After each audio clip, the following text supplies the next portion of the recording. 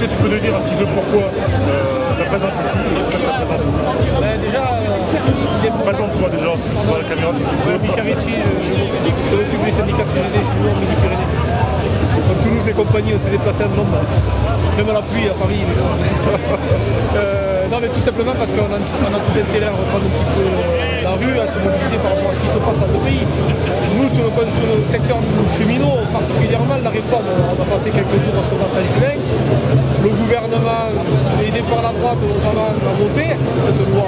Et pour autant, on pense qu'il y a encore des choses à faire bouger parce qu'on en voit les conséquences aujourd'hui, fermeture de ligne, on s'attaque à la présence des contrôleurs de trains, on s'attaque au guichet, on ferme des gares. Voilà, nous, au Midi-Pyrénées, on a déjà des cas très précis, ce qui tombe très rapidement. Après, on a le budget au niveau national avec moins de 2000 cheminots, donc à la bouche. Donc, bon. Et puis, bien sûr, la loi Macron qui, lui, qui souhaite mettre cet homme-là, souhaite mettre les bus en concurrence avec les trains. Au lieu de mettre les bus en concurrence avec les voitures, ils veulent les mettre en concurrence avec les trains. C'est un scandale. On sait qu'à la fin de l'année, on va voir la conférence climat environnement en France. Et nous, on casse le rail pour les bus sur la route. Après avoir mis les camions, et la casse du fret, on va mettre les bus. Sécurité routière, en ce moment, quand même, ça ne fait pas.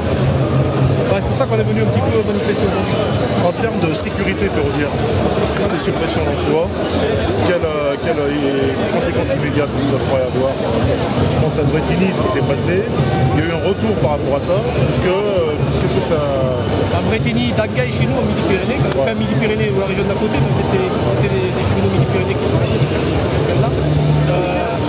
Nous, on est en totale opposition avec ce qui se passe. On a, en termes de sécurité, une équation financière, ça c'est incontestable. C'est-à-dire ils abordent l'axe sécurité sous le côté de la finance. C'est-à-dire il faut qu'ils adaptent à l'équation financière les moyens qu'ils ont pour maintenir les infrastructures en état, s'assurer que les formations des agents soient optimales. Il y a forcément une dégradation de la sécurité. Alors, on ne peut pas non plus dire que du mal. Ça reste quand même un vecteur important dans l'entreprise, ça c'est contestable.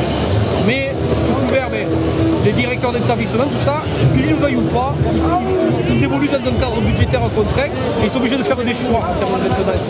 Et donc petit à petit, on arrive à un affaiblissement de la sécurité sans y échapper.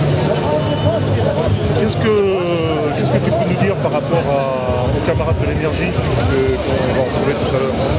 Contact que tu as eu peut-être? Nous c'est bien parce qu'en fait on a calé à la fédération de manifestation aujourd'hui parce qu'on savait que les camarades gaziers ils étaient là aussi.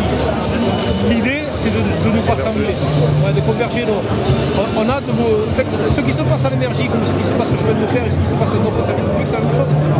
C'est l'affaiblissement du service public pour livrer certaines parties marchandes privées, tout simplement. On le voit avec la volonté de privatiser les barrages. C'est un vrai scandale ce qui se passe, parce qu'on l'a vu avec les autoroutes. Alors maintenant, certains s'en offusquent. Ça fait longtemps qu'on dit que c'est un scandale de privatiser les autoroutes. Maintenant, on dit que c'est trop cher, etc. Peut-être de signer. Donc l'idée, c'est les gaziers électriciens, ils ont leurs propres revendications, évidemment. Donc ils les expriment aujourd'hui. Nous, on a les nôtres.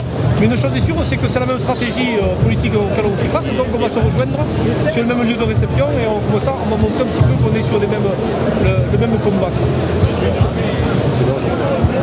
Bien, très très bien.